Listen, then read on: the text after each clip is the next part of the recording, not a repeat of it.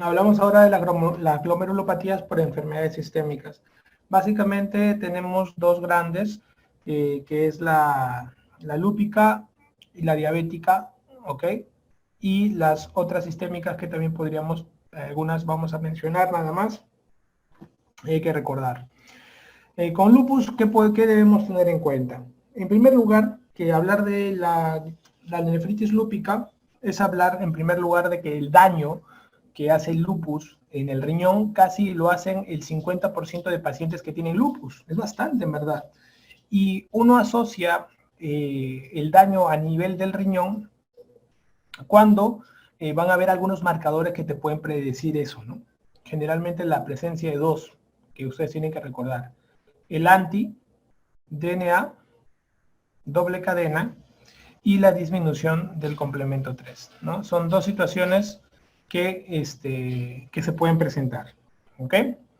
Fisiopatológicamente y clínicamente, ¿qué podemos encontrar? A ver, fisiopatológicamente y clínicamente, el paciente, por la parte fisiopatológica, va a tener un daño bastante, digamos, va a tener diferentes tipos de daño, diferentes tipos que van a llevar a los diferentes formas de presentación de la nefritis lúpica. No es que vas a encontrar una progresión concatenada, no. Vas a encontrar diferentes formas de presentación. Cuando uno estudia, por ejemplo, el examen de orina de un paciente lúpico, se encuentra con algunas cosas que te hacen pensar mucho. Por ejemplo, nosotros decimos que el sedimento urinario es telescopado. Telescopado. Quiere decir que vas a encontrar un montón de cilindros de todo tipo. Desde los cilindros hemáticos, vas a encontrar cilindros granulosos, ¿ok? De todo tipo. Cilindros leucocitarios. Tú dices, oye, ¿cómo es posible que encuentro de todo? Eso se llama telescopado. Y ahí te habla un poco de la clínica, que es una clínica bizarra de una afectación bastante llamativa, ¿ok? Entonces, dentro de la parte diagnóstica que uno valora en el paciente con lupus, la clínica va a depender de qué tipo de daño renal haya, pues, ¿no? O sea, la clínica depende del daño renal. Por eso es que una forma de poder ver el diagnóstico de estos pacientes y la clínica que van a tener estos pacientes, porque es muy concatenado esto, hay seis estadios bastante llamativos en la parte, son estadios independientes, no son progresivos. Por eso que yo siempre les digo a ustedes, recuerden estas palabras, lúpica, 1, 2, 3, 4, 5, 6 bastante llamativos, que van a ser bastante interesantes. Cuando uno estudia en el laboratorio a los pacientes con lupus, va a encontrar algunos cambios, algunas características que se pueden presentar, ¿no? Estas presentaciones de laboratorio asociadas a los diferentes estadios, primero nos hace recordar los famosos cuerpos de hematoxilina, ¿no? Los cuerpos de hematoxilina es una forma patológica de que estamos hablando de una nefritis lúpica, ¿ok? Y aparte, quiero recordar a ustedes, aprovechando que estamos en la clínica, el tipo caso que nos van a poner. Siempre que nos pongan un caso de nefritis lúpica, el tipo caso clínico es una mujer joven. Una mujer joven que vamos a tener, que va a tener disminución del complemento. Generalmente también hay positividad anti-DNA doble cadena, ¿ok? Anti-DNA doble cadena. Hay disminución del complemento, hay presencia de anti-DNA doble cadena. Algo que llama la atención es que, por ejemplo, la famosa lupus por fármacos, ¿ok? Lupus por fármacos generalmente no afecta el riñón, ¿no? No afecta el riñón. ¿Ok? Entonces, esto sí lo pongo para poder hacer una diferencia así rápida nada más. Pero es una mujer joven que tiene disminución de complemento, puede tener presencia anti-DNA doble cadena y que te ponen que tiene un síndrome nefrítico o un síndrome nefrótico. ¿Qué, doctor? ¿Puede tener cualquiera de los dos? Exacto. Por eso que te lo pongo. Porque cada uno de estos va a depender de acuerdo del estadio. Está muy concatenado todas estas circunstancias. Entonces, de acuerdo a ello, ustedes van a mirar. Y los estadios son distintas formas de presentación. Tenemos la glomerulonefritis de cambio mínimo. ¿Ok? Tenemos la glomerulonefritis mesangial. tenemos la glomerulonefritis focal. Tenemos la glomerulonefritis difusa. Tenemos la glomerulonefritis membranosa. Y tenemos la glomerulonefritis esclerosante. Algo que tienes que recordar son dos glomerulonefritis, sobre todo las mesangiales y sobre todo las difusas. Por ejemplo, las mesangiales es la más frecuente de los asintomáticos. Y las difusas son las más frecuentes de los sintomáticos. Aparte de todo, es que esta es la más grave también. Y es la más preguntada también. Si quieres recordarla, es la más preguntada también. ¿Ok? Entonces, importante, ¿eh? Importante. Ahora, ¿los otros van a tener alguna característica? Pueden tener alguna característica. Cambios mínimos, tu nombre lo dice, no hay cambios. La mesangial, ya sabes, la más frecuente de sintomáticos. La focal, generalmente ya todos tienen proteinuria, ¿no? Proteinuria tienen todos. La membranosa, no solo eso, sino tienen inclusive síndrome nefrótico. 90% tienen síndrome nefrótico. ¿Ok? Por eso que hacen síndrome nefrótico un grupo. Y la esclerosante, acá nada más hay que resaltar que hay una glomeruloesclerosis difusa.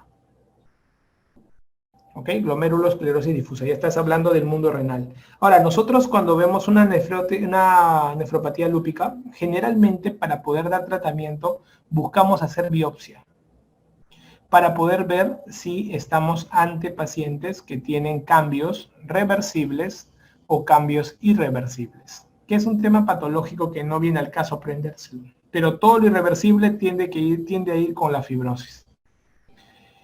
Al final, esto nos va a servir para dar tratamiento. Y el tratamiento generalmente, chicos, es corticoide. Damos corticoide. ¿Ok?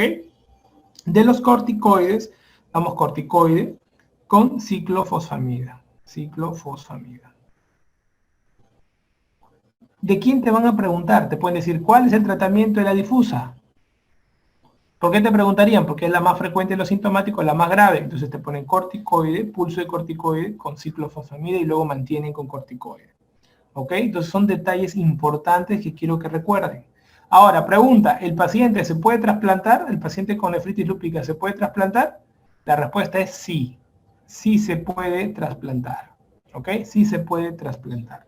Entonces quiero que por favor recuerden estos detalles que son las pepas de los pacientes con nefropatía lúpica. ¿Ok? Las diferentes formas de presentación con esto responden todo en verdad, que es lo que uno ve en el día a día del paciente. ¿Ya? Muy bien. Y en el mundo de la nefropatía diabética, ¿qué hay que recordar? En el mundo de la nefropatía diabética hay que recordar un dicho que dice que cuando la diabetes toca el riñón, ya hay neuropatía, ¿no? Hay un dicho bonito que dice, cuando la diabetes toca el riñón, ya hay neuropatía.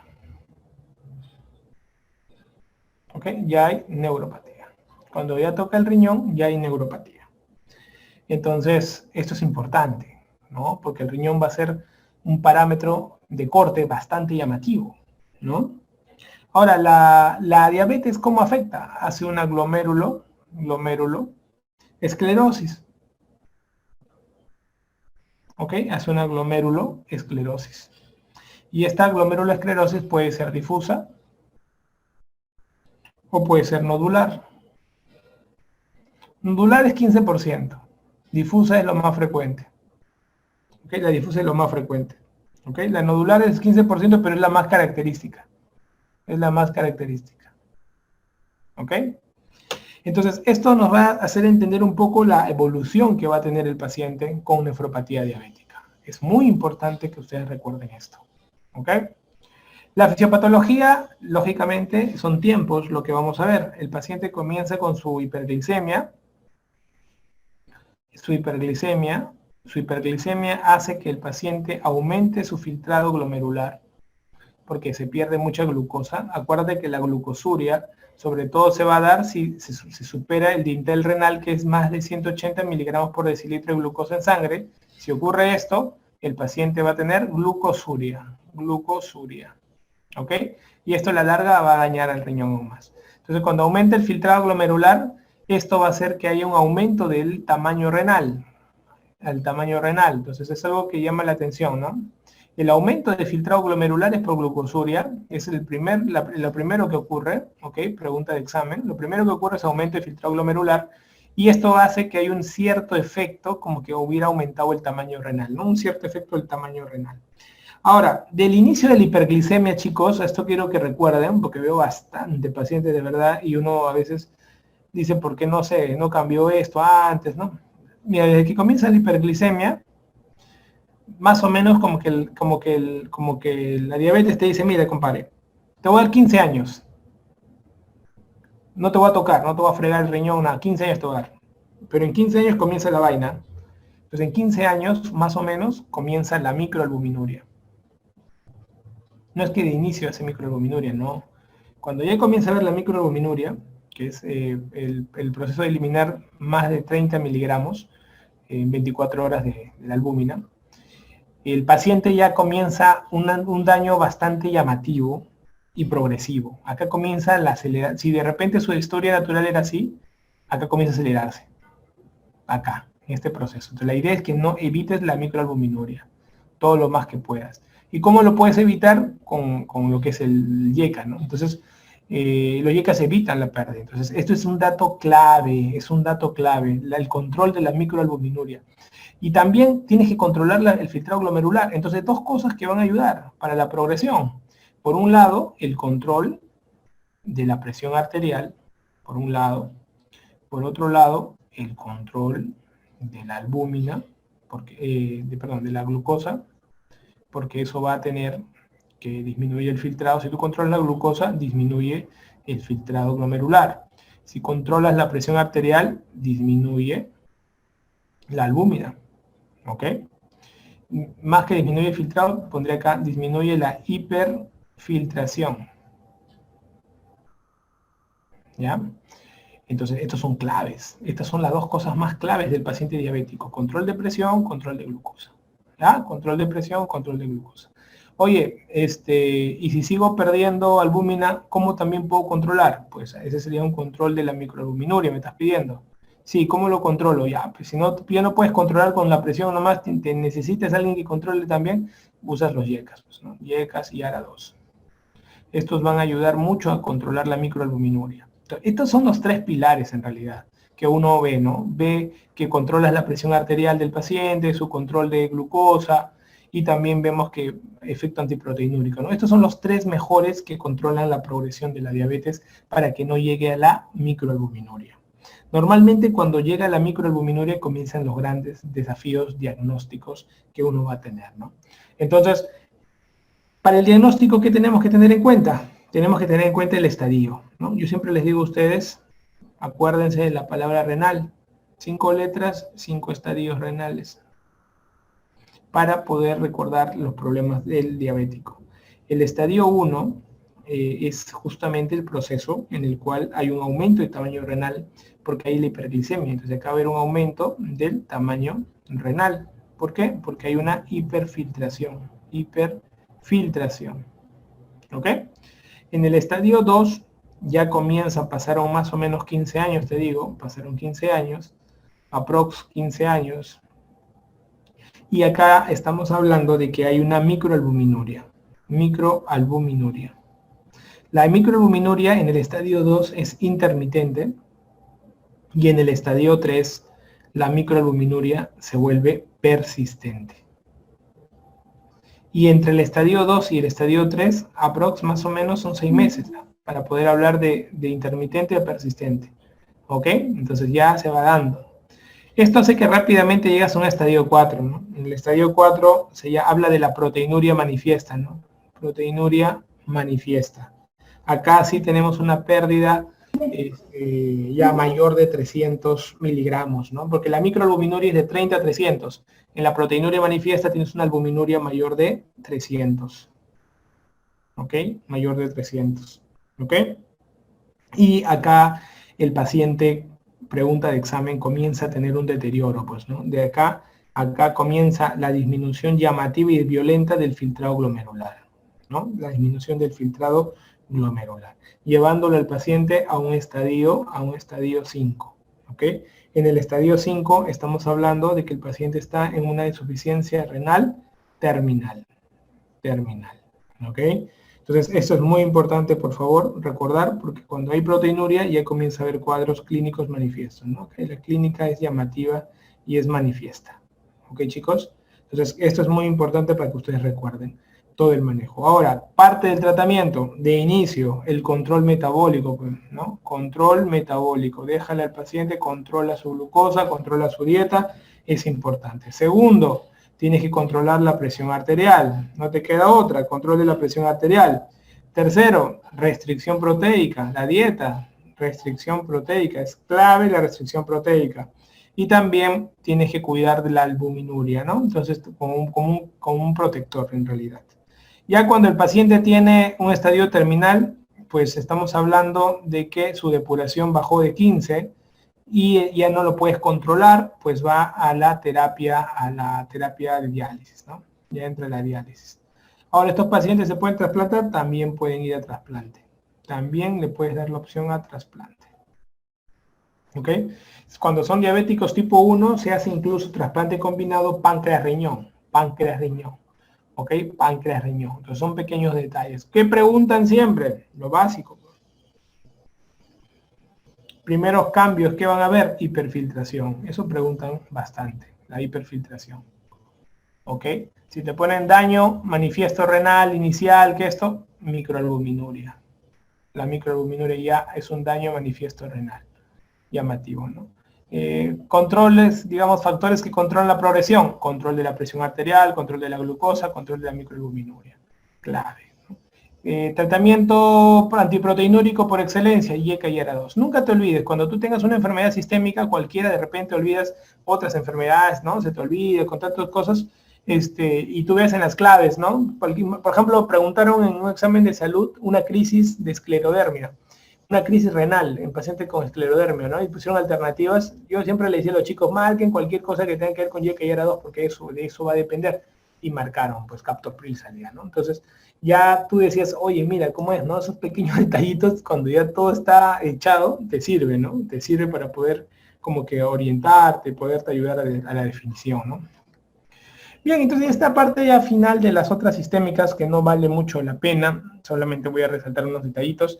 Tenemos el síndrome de Goodpasture, ¿no? El síndrome de Goodpasture es diferente a la enfermedad de Goodpasture. Cuando tú tienes un síndrome de Goodpasture, tienes sangrado pulmonar, y también la hematuria, ¿no? O sea, renal también, ¿no? Pero si tú a esto le agregas anticuerpos positivos, ya se llama enfermedad de Goodpasture. ¿Ok? Enfermedad de Goodpasture. La amiloidosis. La amiloidosis, generalmente, la presentación más frecuente de amiloidosis renal es la proteinuria grave. Y nunca te olvides. Esa es la manifestación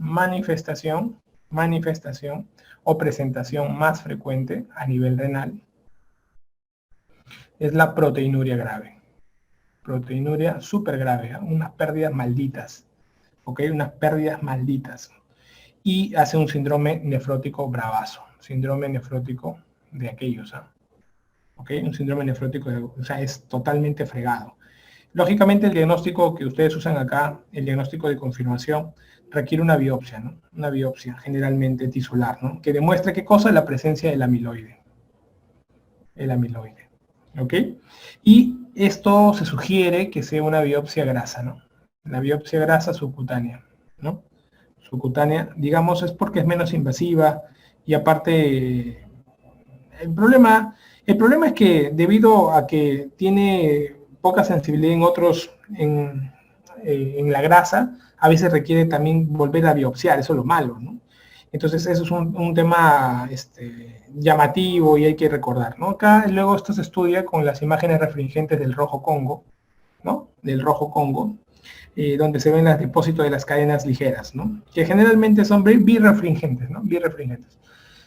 El mieloma, no te olvides que el mielomita para nosotros es muy importante. ¿Por qué? Porque hace insuficiencia renal, ¿no? Hace insuficiencia renal. El mieloma hace un depósito de cadenas ligeras y termina siendo insuficiencia renal. Entonces, todo paciente que tiene hipercalcemia más insuficiencia renal aguda, sospecha de que están hablándote de mieloma. Si a eso le agregas, por ejemplo, que el paciente tiene, no sé, osteoporosis, problema no sé, descalcificación vertebral, varias cositas que tengan que ver con la descalcificación, piensa mucho en mieloma. Piensa mucho en mieloma. El riñón de mieloma es un riñón de ese tipo. ¿Ok? El síndrome de Alport es una nefritis, porque en realidad es una nefritis. Cuando digo nefritis es porque orina generalmente sangre, ¿no? Hace hematuria. Es una nefritis hereditaria, ¿no? Ahora, tenemos en Alport ligado al X, también hay componentes ligados a recesivos, ¿ok? Y también ligados a dominantes, o sea, es bastante bizarro, en verdad. Y la nefritis del Alport está ligada al colágeno tipo 4. Este colágeno tipo 4 ustedes lo van a encontrar en varios lugares. Lo pueden encontrar en la cóclea, lo pueden encontrar en la membrana basal, también en el cristalino, ¿ok? En cristalino. Por eso que estos pacientes, en realidad, lo que ocurren es que, si ustedes van a ver preguntas que tienen que ver con nefritis y sordera, están hablando de Alport, ¿ok? Es la nefritis hereditaria familiar más frecuente, ¿no? Entonces, si ustedes ven esto, es característico. Y el paciente de repente te pone que tiene una hematuria y que lo tienen que pasar por prueba de sordera, ¿no? Generalmente uno piensa que hay una sordera asociada a estos pacientes, aparte de la nefritis, ¿no? Sordera con nefritis, sospecha de Alport, ¿no? Característico.